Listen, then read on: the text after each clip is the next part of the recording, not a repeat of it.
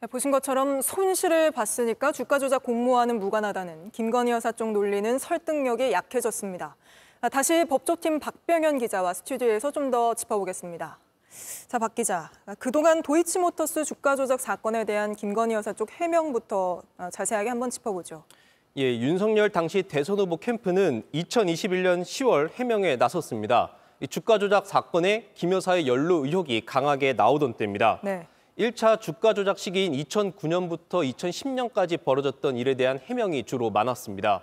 2차 시기에 대해선 구체적인 해명이 없었는데 법원은 이 2차 시기를 놓고 공소시효가 남았다고 보고 주가 조작 일당에게 유죄를 선고했습니다. 그런데 지금 나온 게 그 1차 시기에 대한 해명도 흔들린다는 거잖아요. 예, 당시 윤석열 대선 캠프에서 내놓은 해명을 보면요. 이 4개월쯤 맡겼지만 계속 손실을 보고 있어서 같은 해 5월 이 도이치모터스 주식 모두를 다른 별도 계좌로 옮기면서 이 씨와 관계를 끊었다고 했습니다. 네. 그러니까 손실을 보고 빠졌는데 어떻게 주가 공모를 할 수 있겠냐 이런 논리입니다. 근데 이 돈을 이 씨가 보낸 거라고 볼 수 있는 겁니까? 맞습니다. 2010년 3월 4일에 이 김 여사 계좌로 4,700만 원이 입금됩니다. 이 돈을 보낸 쪽은 1차 주포 이모 씨의 지인입니다. 사실상 이 씨가 보낸 돈이라고 봐야 하는 겁니다. 그래서 검찰은 이 돈이 사실상 그러니까 김건희 여사의 손실을 보전해 준 거다 이렇게 의심했던 거죠?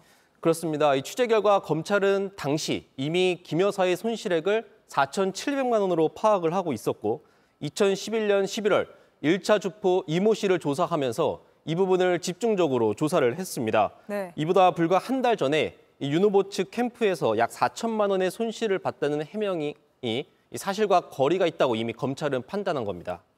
근데 그때 검찰 조사는 어떻게 진행이 됐습니까? 예, 검찰은 이 씨를 상대로 4,700만 원은 손실 보전금 아니냐고 집중적으로 추궁을 했습니다. 이 씨가 손실을 보전해준 기억이 없다라고 말하자 이 금액이 같은 것은 우연일 뿐이냐고 다시 추궁을 했습니다. 하지만 답은 같았습니다. 대통령실이 저희 보도에 대해서 아무런 입장을 내고 있지 않지만 김건희 여사는 이 4,700만 원이 어떤 돈인지 받은 사람이니까 정확히 알고 있을 거 아닙니까? 예, 본인 명의의 계좌로 돈을 받았으니까 입금 내역은 확인을 하면 알 수가 있는 거고 이 4,700만 원이라는 적지 않은 돈이 들어왔다면 그 이유도 알고 있을 겁니다.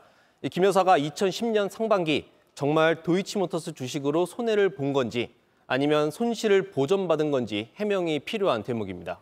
알겠습니다. 오늘은 여기까지 짚어보겠습니다. 박병현 기자였습니다.